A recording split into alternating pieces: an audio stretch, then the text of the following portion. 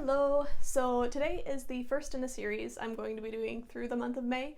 I want to put out just a ton of content, and what better to focus it all around than Star Wars? Star Wars has been something that has inspired me my entire life. I was raised on it. It was something that I could, connect with my family over. And as each of the new films and TV shows have come out, it's been really fun to kind of hypothesize, like, okay, what's going to happen? Who's going to be significant? Who's going to do what? What are character arcs going to be? All that good stuff. So today just happens to be all focused on the original trilogy. I decided to do kind of an 80s babe makeup look, actually, surrounding all the colors that make up Boba Fett's costume. So I've got some good greens, burgundy, and a little pop of gold on top. I've also got the whole outfit to go with it. You'll see a little bit later. But yeah, look forward to making more of this content. I'm excited to get kind of back into the groove of video making. It's been a long time since I wore this much makeup. It's been a long time since I've been talking to a camera, and it's been a long time since I've really had like a filming setup or felt motivated to do this. I actually quit my day job, so I'm really just looking to focus on all of my creative endeavors moving forward. One of those is YouTube.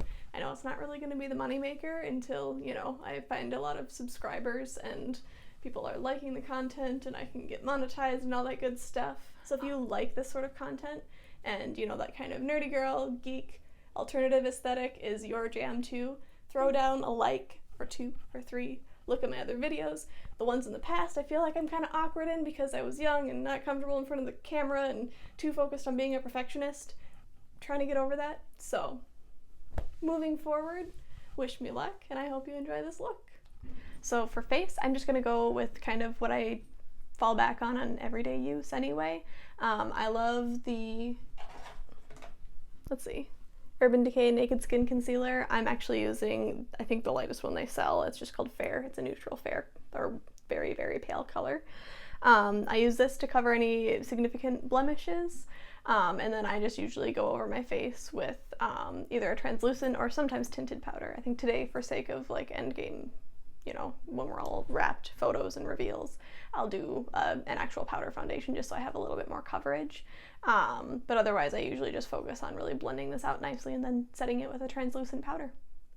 So I figured I could kind of talk about how Star Wars, and maybe specifically the trilogies as I go through these, kind of in their own groupings, have been a part of my life or affected my creativity or the friends I've made, the things I've done, that sort of thing. So the original trilogy I was brought up on. The prequels actually came out when I was a little girl, so I definitely I kind of lobbed those together with the original trilogy as far as watching them usually kind of all in sequential order as a kid.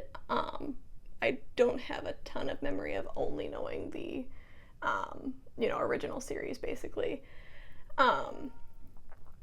I was always very intimidated by Darth Vader as a child. I called him Scary Guy. I always loved that Star Wars was kind of a, at that point, not super mainstream, but a fairly well-known series where the lead, princess, pretty lady was a brunette, because that honestly didn't really happen that much. Even the Disney princesses, I don't think we got, Ariel was a redhead, and then Belle was a brunette, but I believe, if I'm thinking right, everybody before that was blonde. So, to have somebody with brown eyes and dark hair, and it's like, oh, everybody thinks she's pretty, maybe I'm pretty too. And then also, she's sassy, and I can be sassy too. Foundation. What? Quiet. For foundation, I'm actually using kind of an indie makeup brand, Meow Cosmetics. I believe they're still in business. I would hope they're still in business because I would like to buy from them again. But they carry a bonkers array of foundation shades, and you can pay a couple bucks for them to send you a series of samples in different like undertones, and what I really like about them is they have super fair colors with an olive undertone without being like basically gray powder.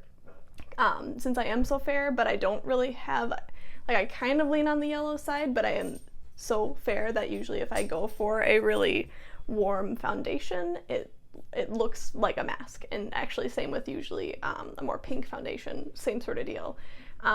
So to have a really neutral, really fair foundation is exciting, and especially this was before like the Fenty Beauty thing happened and everybody started making a wide array of colors.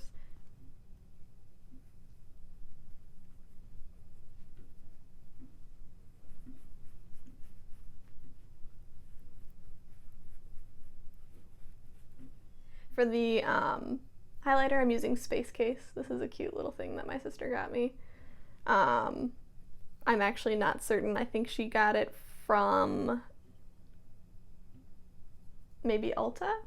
I'll have to ask her, but it's cute. It's got a little alien spaceship on the outside, and that's totally my jam.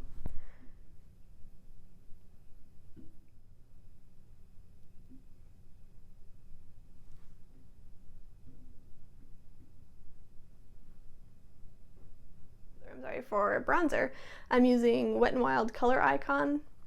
It actually has a bit of SPF in it apparently, but that's probably expired by now because I've had this forever.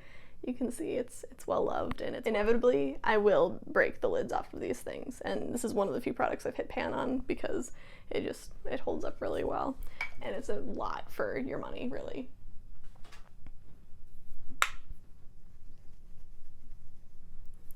So when I place bronzer, since I've got a kind of a almost heart-shaped head, heart-shaped face, I guess I should say, I focus quite a bit on the outer edges of my forehead, and I cut it in right above like kind of the arch of my brow quite a bit.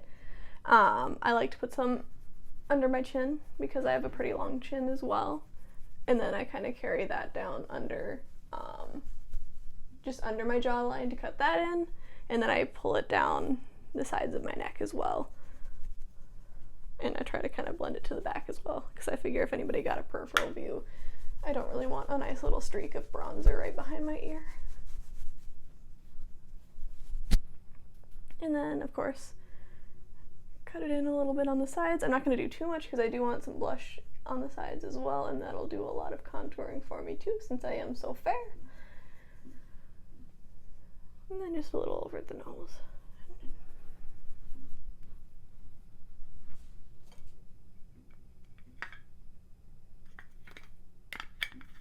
Alright, and then the Urban Decay foundation is Afterglow in the color Rapture. So this is the stuff that's supposed to be an 8-hour blush. I've never paid attention to if it actually lasts 8 hours, but the shade is really good for my skin tone because it is very cool. And I like this stuff a lot. It's got just a little bit of like kind of a shimmer to it. So if you kind of start by cutting it under, the dark tones are gonna be darker underneath, and then when you pull it up, you're gonna get a little bit of shimmer, a little bit more glow on the top of your cheekbone. So it kind of just helps to enhance that kind of cut in cheekbone and like round it out up top. And it's gonna play nicely with like any highlighter you've got as well. A little bit on the nose. Anytime I have any color on my cheeks, I really do try to pull it just a dab on the nose, top of the forehead, bottom of the chin, just because that way you've got that color all over and you're not going to run the risk of looking kind of clownish. You're not going to just have little pops of, you know, dolly baby doll blush on your cheeks. You're going to have kind of overall your skin tone's going to be made of these shades that you're using. And then for my eyebrows, I'm going to go ahead and use Stila Stay All Day Waterproof Brow Color. This is one I think I just ordered online because I really like when eyebrow pens have this like actual kind of bristle brush. Or I do like the felt tip ones too, those are nice, but the bristle brush, it feels nice, and usually it's a little bit lighter application than using like a felt tip or like a pencil either. So I like it, it's natural, and it works well with my brows. I also think this might be the last time I use this thing. It's one thing I'll say, Stila is a pretty spendy brand, and I didn't feel like I got much use out of this particular brush, or this particular product, I guess I should say. It dries out pretty easily, and that was disappointing. And I've had, I believe it was Milani was the first one I got a kind of brow pen, first brand I got a brow pen from, and that one lasted me a really long time, but they stopped making it, so I was kind of like, well. I also have a NYX Brow Pen. That one's nice, but I couldn't, like, they don't have as many or a wide variety of shades. So that one is very dark. So that's usually one I do if I'm going to be like either in a darker setting, so like darker makeup, and my whole look is a little bit darker, so I need that additional kind of contrast. Otherwise, it's a little bit too much for like a natural day of makeup. Alright, and then I'm going to comb through that with my brow gel. I just use, and this stuff looks nasty right now, but it's the Covergirl Professional Natural Lash. I think it's technically just a clear mascara, but I find this stuff holds really, really well.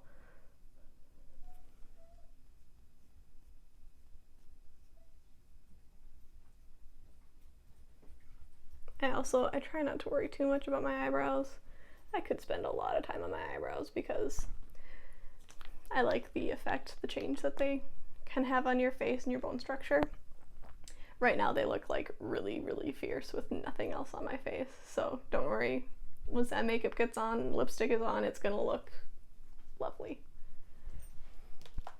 Not to toot my own horn. For eye makeup, I'm gonna start with a primer. I use Too Faced Shadow Insurance. It's my favorite. I think I've tried like one drugstore eye primer and I was like, I don't think that drugstores can do this right. It's one of those things that I think it's worth splurging on, because anything you put on top of it will be better. So if you're using drugstore eye makeup, eyeshadow, it's going to stay better as a result. So for me, splurging on a bit more kind of top-notch primer is totally worth it.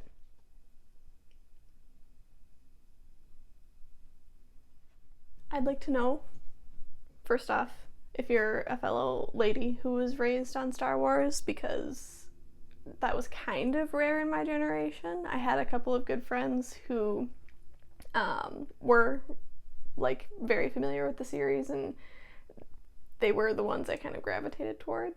The original trilogy I don't think appealed to much of my generation, unfortunately, until the prequels came out, and then we got really excited about all the action and the characters and the kind of creatures too. So that sort of fantasy land, especially considering like Harry Potter came out at the same time, was really inspiring, I think, for kids our age. And like Obi-Wan Kenobi was such a big deal, and you know, boys making lightsaber sounds and stuff like that. Not that I think that was ever not a thing before the prequels. I just think it really, even though usually, I guess I should say, the original Star Wars fans, original series fans were disappointed by the prequels, it kind of rejuvenated interest in the series regardless. So I think it's important. Original series though, I enjoy more now that I'm older, now that I've watched through them again and seeing them with the full picture. So including the prequels, including the sequels, and including all like the Clone Wars TV series and movie and all those other animated like Rebels and I think it's the Resistance, brain farting. Just really, it makes it such a huge world, a big world, and it makes those characters so much more dynamic. Like I just watched just A New Hope actually, and to see the kind of inflection in the face that Alec Guinness makes when, as Obi-Wan Kenobi, he's talking about Anakin, and how he was a great friend, and then kind of me internally flashback thinking of the prequel series and everything that they go through in the Clone Wars like cartoon and everything. It's kind of heartbreaking, and you can tell it's significant if you had just seen the originals, but having the prequels there to create that brotherly relationship, that really significant relationship for those moments, it makes A New Hope that much better, like amazing. So, but then obviously you've got to appreciate in the original series kind of the practical effects that they did. I personally don't mind that George Lucas went back and added a bunch of CGI, but at the same time, I kind of wish I could still watch it without that, just because in the time they were made, the practical effects were like pretty phenomenal, like really, really good. Rotoscoping lightsabers was like frame by frame, you had to basically throw this effect over the top, which I can't even imagine what that was like actually in the 70s. I did it like at one point using like a computer program, but you still had to go frame by frame and start from one end of the lightsaber to the other and like make your glowy line that then was superimposed onto the film for that whole, you know, scene or series of scenes. So, and seeing the little like jolts in the camera, or not the camera I should say, but in the frames when, you know, all of a sudden you can tell the lightsaber's been flipped on, like, it's kind of corny now, it's quirky now, but I like it. Like, that's the process, that's where it started, and they made it work. They made it look really cool. So, plus blasters and lightsabers made for way better weapons than any other, like, I should say kid-friendly, if there are kid-friendly weapons, just because they don't cause that gore. Like, I followed Lord of the Rings and Harry Potter, and thankfully in Harry Potter, like, a lot of the magic could be not too gory, but Lord of the Rings is a gory film, or series of films, but I loved them as a kid.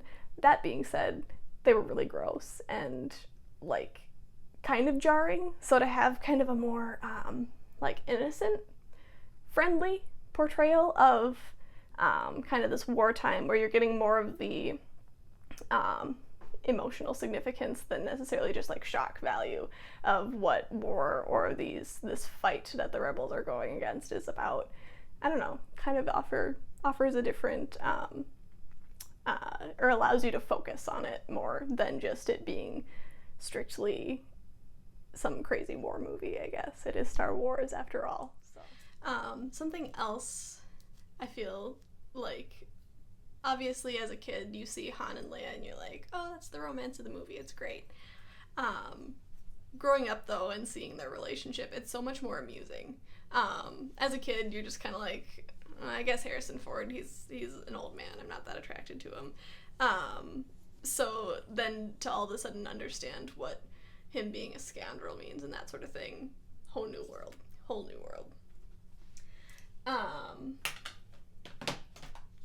Let's see. So for eyes, I'm going to be working off of 3 different palettes, and then I've also got 3 different, just kind of little solo eyeshadows. So one is I picked up the Naked Honey palette from Urban Decay. That was around New Year's. I think it was a birthday treat for myself, so I'm going to be working off of that one. And bear in mind, I know I haven't talked about him yet, but I'm doing Boba Fett. So he's got these, like, sort of deep maroony green colors and then kind of pops of yellow. So the honey palette I'm going to pull in a lot of kind of gold colors from. I've also got the Ulta Beauty Frida Kahlo palette, and it's just really pretty.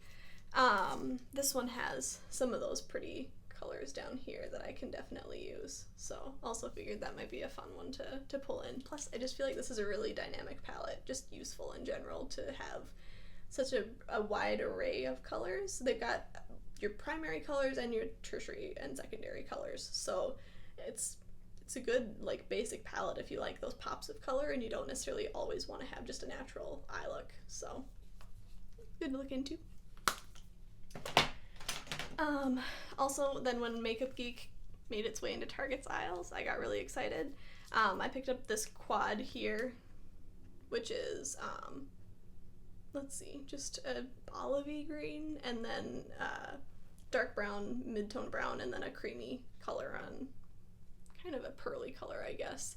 These 2 on this side are matte, and then these 2 are pearlescent, or maybe more satin, I guess. This one, I realized, though, I don't think it has a name or anything like that. Maybe if I pulled the pans out, it would show me, but just a Makeup Geek from Target. I also have Bender from Urban Decay, another like nice olive green shade.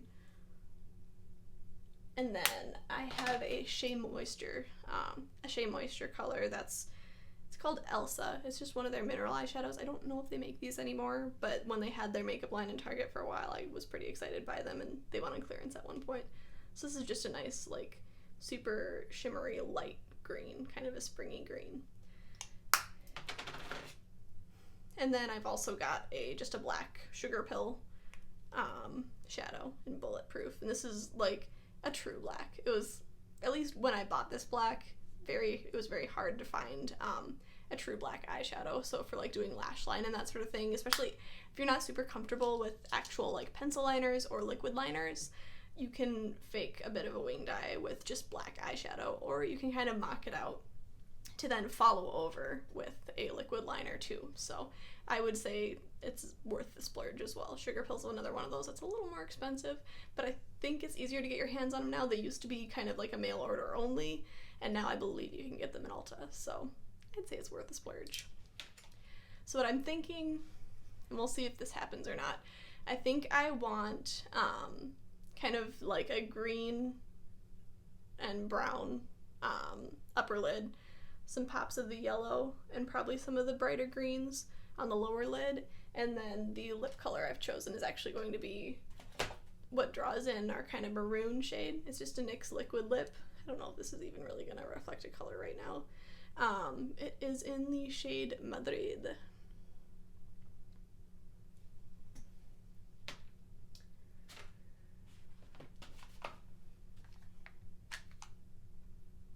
Okay, so I think I'm going to take some of these lighter colors at the beginning of the Naked Honey palette, just to kind of mock out a shape. I think I might want just kind of a nice angular, almost cut crease. So I'm going to just start by kind of generating that shape. Again, using these kind of warmer colors because it's going to look really nice with the olive greens.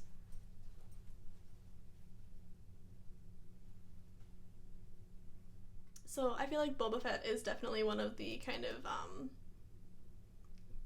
cult followed characters, if that makes sense. Especially maybe more so now that the Mandalorian is out. Like everybody is now more so intrigued by all the Mandalorian like lore and that sort of thing. I really enjoyed the Mandalorian series as well. And I'm really looking forward to the second season. Both my husband and I watched it. But the controversy with Boba Fett, I feel like, is his crappy death. Like, he's this epic bounty hunter, and then he falls into a Sarlacc pit, and that sucks. That was a sad way to go. Anyways, a sad way to go, but kind of a shame that they just killed him off after he didn't have all that much character development. Definitely just a mysterious bounty hunter throughout. So it's been really cool to then have the Mandalorian to follow and kind of understand. Obviously, it's not about Boba Fett, and I don't know at this point. I think there were rumors that he was in the background in some certain scene of the early episodes of Mandalorian. But just to kind of see like that character type play out is really cool. Something that I guess I didn't ever anticipate ever learning about. Obviously, it makes sense that we get to now. Because I just should say George Lucas built out so many different cultures in the Star Wars universe. It's really cool to see one played out. I'm changing my mind already. I think I'm going to have more of the yellows on top, like a sunset kind of. Maybe we're actually going for a Tatooine look, I don't know. And then I want to pull a lot of those golden colors underneath. And then into maybe kind of a green, like, wing. And this pencil is actually one of the NYX Jumbo Eye pencils. I started getting them because X-Sparkage always used the NYX Jumbo Eye Pencil in milk for any colorful shadows back in the day. And they make so many shades. Their metallic ones are really nice. Super, super useful.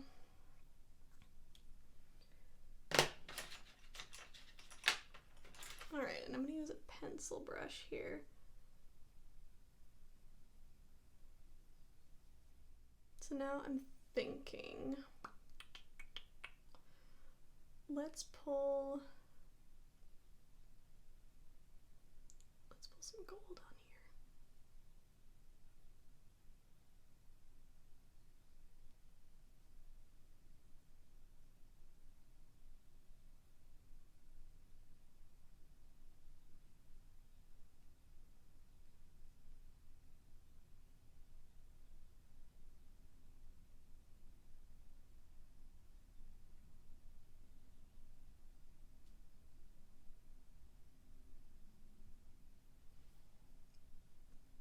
Bam.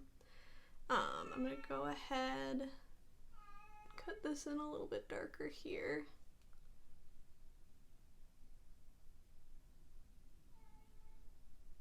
Shyla, are you sad?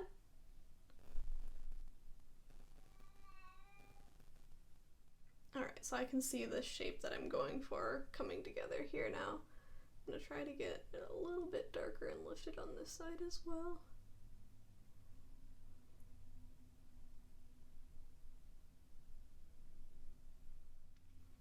Okay, so I think I'm gonna start working on the greens, the darker greens here. And I am, honestly, I think I'm mostly just gonna work off of Bender by Urban Decay. It's just a really, I think it's gonna marry really nicely with the colors, and plus since it's another Urban Decay shadow, it should really work well, like texture-wise, with the rest of the eyeshadow I'm working with.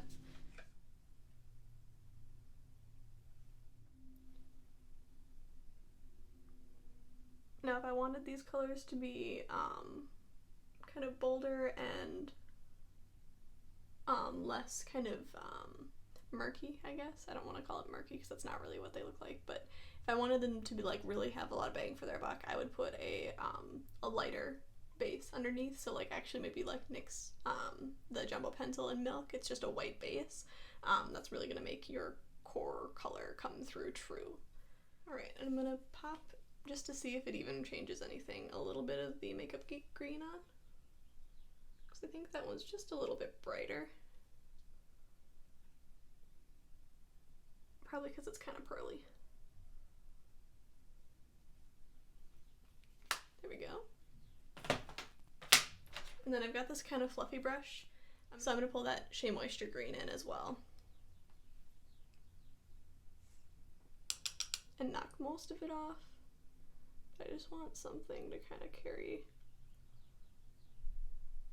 So I think I want to lift that green just a little bit, and then I'll probably do a liquid liner across, and then just little touch-ups here and there. I wanted it a little bit grimy. I don't know if that's the right word, but you know, lived in, because what Mandalorian is gonna do their makeup anyway? Come on now. To carry that green up a bit more precisely, I'm gonna go back to my pencil brush. Carry it into the outer corner of my eye just a bit. And then up. I don't want it to end super abruptly. And I want it to then kind of carry my liquid liner as well. Since I have pretty round eyes, I usually carry a little bit higher with my liquid liner. So this will kind of just create my guide.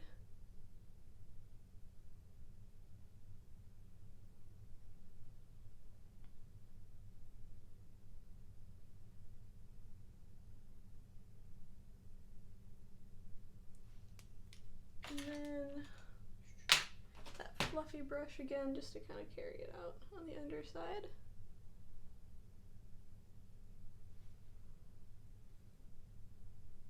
Alright, and then into the Sugar Pill Black Shadow, just along the lash line here.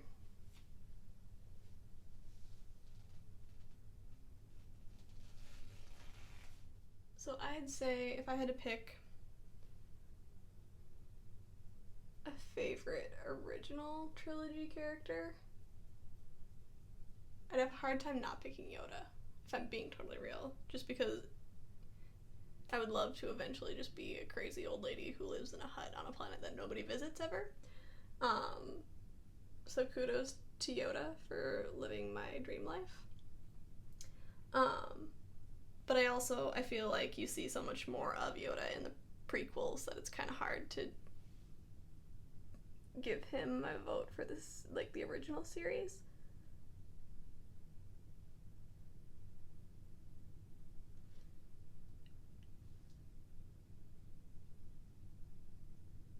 It is great that we get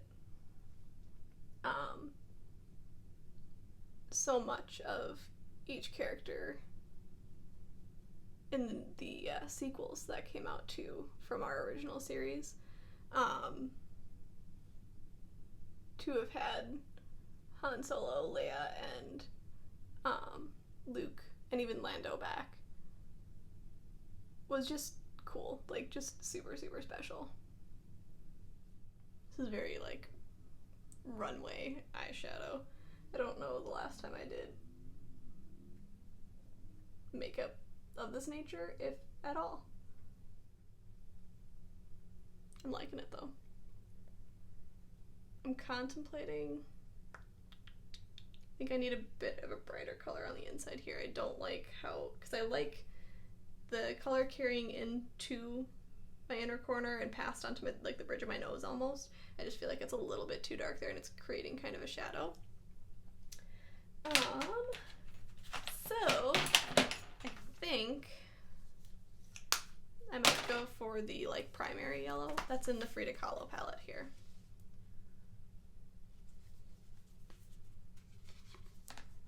It's called Soul.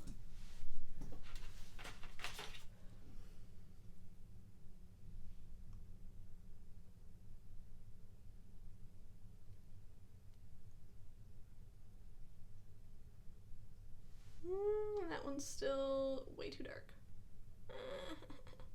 Let's try the golden. Muse. My favorite band, by the way. That one is a little bit better. I kind of actually want to put that, like, up over here.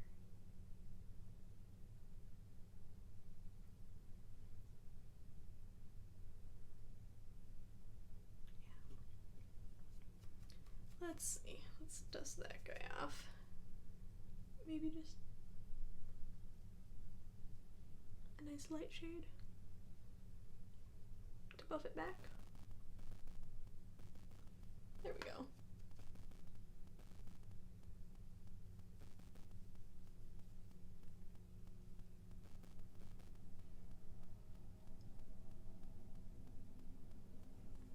A little bit of that bright yellow up here too, I think.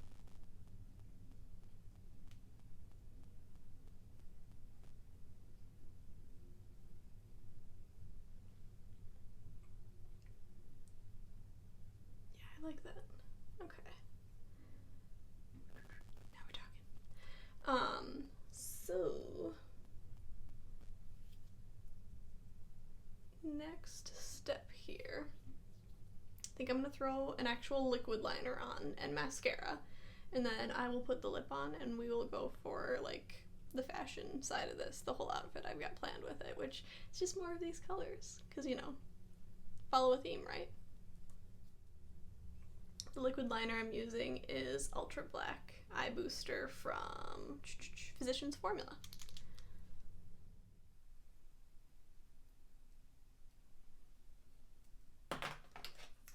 Something else I can talk about while I'm doing this is how fantastic John Williams' score is, and how that really does make the Star Wars films just that much more kind of like they encompass all aspects. Like, they're very visually stunning and pretty. The story, the saga is really great, and then the music just pulls you right in. Like, very few people don't know the Imperial March, Darth Vader's theme, for those who don't. If you heard it, you'd know. And then, like, Leia's theme is so beautiful. Luke's theme, as he's looking out at the two suns on Tatooine, like, very, very moving. And it just makes you, I guess it makes you see why, you know, like George Lucas poses it as being like a space opera. And it totally is. It's a story about, you know, hope and like a very complicated family and what love and fear and all these like big emotions do to different people and how it makes different people act. I'm using Covergirl Clump Crusher.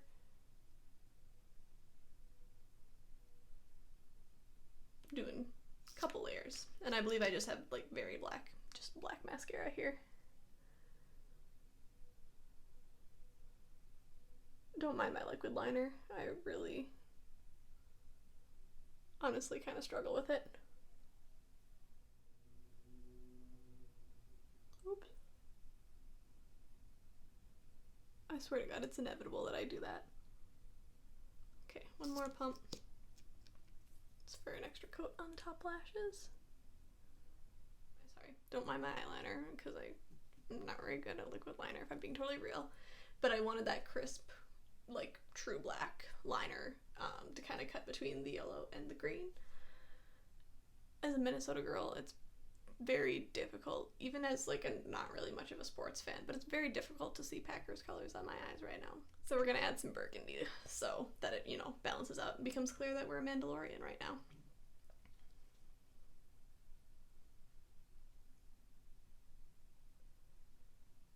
I've got kind of a magenta lip liner I think I might use to clean up the edges really quick. Alright, so here's the grand reveal. I paired the makeup look with a black tank top, a maroon sort of A-line jersey material skirt, and a cute green cardigan. I figure these pull in Boba's kind of, you know, color combinations here. I've also got a really cute pair of blocky heels. These are probably the most uncomfortable shoes I own, but they're really stinking cute, so they're worth it for like a photo shoot time. And we've got the final makeup look here. If you've made it to the end of this video, I would like to thank you for watching and remind you to like and subscribe. I will be posting a lot on my Instagram as well, so feel free to follow me there. There will be a couple of throwback posts that'll go up there that won't reach it to YouTube. Anyways, I hope you have a great day, and may the Force be with you.